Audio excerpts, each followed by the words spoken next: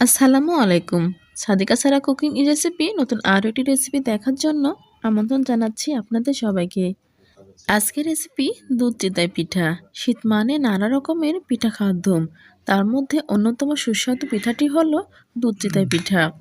আজকে শুকনো চালের গুঁড়ো দিয়ে একদম নরম তুলতুলে অসংখ্য ছিদ্রযুক্ত চিতই পিঠা তৈরি করে দেখাবো। এই রেসিপি ফলো করে যে কেউ বানাতে পারবেন। আমার আজকের রেসিপি ভালো লাগলে লাইক, কমেন্ট, শেয়ার এবং সাবস্ক্রাইব করার অনুরোধ রইল। দুধ চিতই পিঠা তৈরি করার জন্য ব্যাটারটা ভালোভাবে গুলে নিতে হবে। ব্যাটারটা পারফেক্ট না হলে পিঠাটাও পারফেক্ট হবে না। আমি এখানে মিক্সিং বলে 3 কাপের মতো শুকনো চাউলের গুঁড়ো নিচ্ছি। তার সঙ্গে নিচ্ছি 2 টেবিল চামচের মতো ময়দা। আমি এখানে আমার বাসার তৈরি করা শুকনো চাউলের গুঁড়ো নিলাম। আপনারা চাইলে বাজার থেকে কিনে আনা শুকনো চাউলের গুঁড়া দিয়ে এই পিঠাটা তৈরি করে নিতে পারেন। তার সঙ্গে নিচ্ছি 1 চা চামচের মতো লবণ। এবার 3টা উপকরণ একসঙ্গে মিশিয়ে নিতে হবে। মেশানো হয়ে গেলে গরম পানি দিয়ে ব্যাটারটা তৈরি করে নিতে হবে। পানির তাপমাত্রাটা হাতে যতটুকু সহ্য হবে ঠিক ততটুকু পরিমাণ সহ্য পানি দিয়ে মাখিয়ে নিতে হবে। বেশি ঠান্ডাও না আর বেশি গরমও না।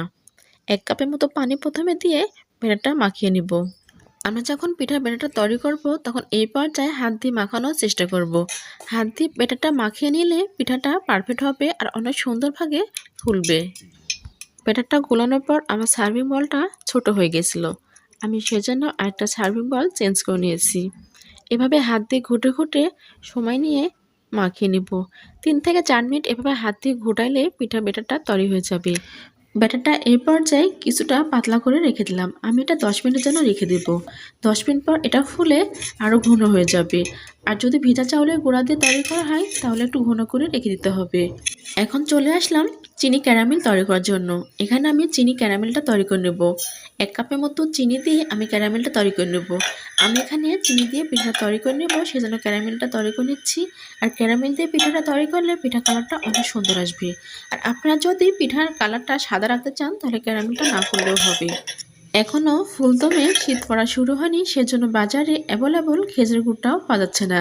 যেটা পাওয়া যাচ্ছে সেটা চিনি দিয়ে তৈরি করা। আর চিনি দিয়ে তৈরি করা খেজুর গুঁড়ো পিঠাটা তৈরি করলে খেতে ভালো লাগবে না, সেজন্য আমি চিনি দিয়েই এই পিঠাটা তৈরি করলাম। আর ক্যারামেলটা তৈরি করে নিলাম পিঠা কালারটা যেন খেজুর গুঁড়ো পিঠার কালারের মতো আসে। দেখতে অনেক সুন্দর লাগবে আর দেখতে সুন্দর লাগলে খেতে অনেক বেশি ভালো লাগবে। ক্যারামেলটা তৈরি হয়ে গেছে, আমি এবার দুধ ঢেলে দিচ্ছি। দুধগুলো আমি আগে থেকে জাল করে ঘন করে নিয়েছি। 2 ঘিয়ে দুধ জাল করে 1 কেজি বানিয়ে নিয়েছি। আর এটা আমার বাসার গাভীর ফুল ক্রিম দুধ। দিয়ে দিচ্ছি 2টা এলাচ ফ্লেভারের জন্য। তার সঙ্গে দিয়ে দিচ্ছি 1/2 কাপের মতো নারকেল কুড়ানো। এটা মিহি নারকেল কুড়ানো। এবার নাড়াচাড়া করে দুধের সঙ্গে মিশিয়ে নিলাম। এবার দিচ্ছি চিনি। এখানে আমি আবারও 1 কাপের মতো চিনি দিলাম। টোটাল চিনি দিলাম 2 কাপের মতো। মিষ্টিটা আপনাদের টেস্ট অনুযায়ী কম বেশি করে দিয়ে নেবেন। 5-6 মিনিট এভাবে আমি আবারও জাল করলাম। জাল করে দুধটা ঘন করে নিলাম। এবার চলুন দেখে নেওয়া যাক পিঠার ব্যাটারটা আমি 10 মিনিট আগে যে রেখে দিয়েছিলাম ব্যাটারটার ঘনত্ব কেমন এসেছে। ব্যাটারের ঘনত্ব ঠিক এমন এসেছে। পারফেক্ট একটা ব্যাটার তৈরি হয়েছে। এবার পিঠাটা তৈরি করে নেব। পিঠা তৈরি করার জন্য এখানে লোহার একটা ছাঁচ বসিয়ে দিয়েছি চুলাতে। পিঠা ব্যাটার দেওয়ার আগে ছাঁচটা ভালোভাবে 2 থেকে 3 মিনিট জাল করে ছাঁচটা ভালোভাবে তাতিয়ে নিতে হবে। এবার অল্প করে তেল ব্রাশ করে নিয়ে পিঠার ব্যাটারগুলো এক এক করে ছাঁচের মধ্যে ঢেলে দিতে হবে।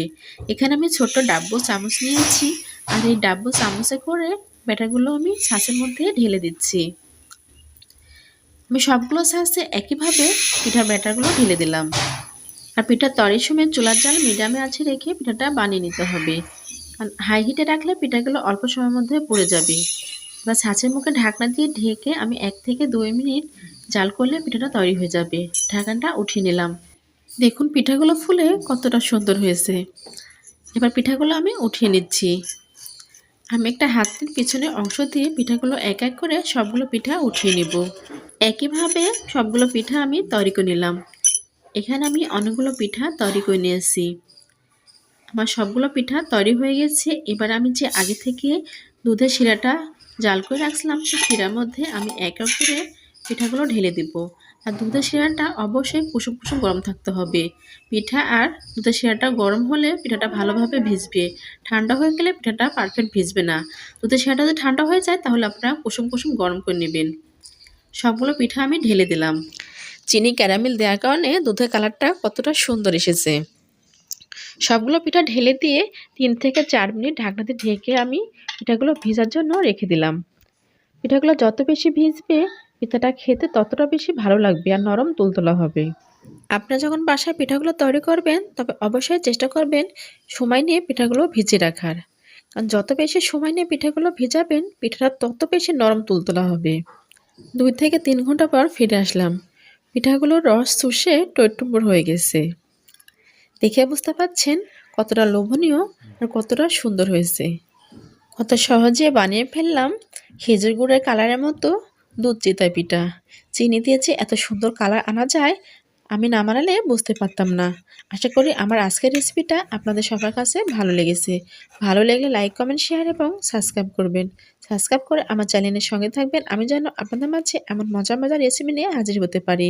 আপনাদের বাসায় যদি খেজুর গুড় না থাকে তাহলে চিনি দিয়ে ক্যারামেল তৈরি করে আমার মতো করে এভাবে পিঠাটা তৈরি করে নেবেন। চলুন আপনাদের একটা পিঠা কেটে দেখাই।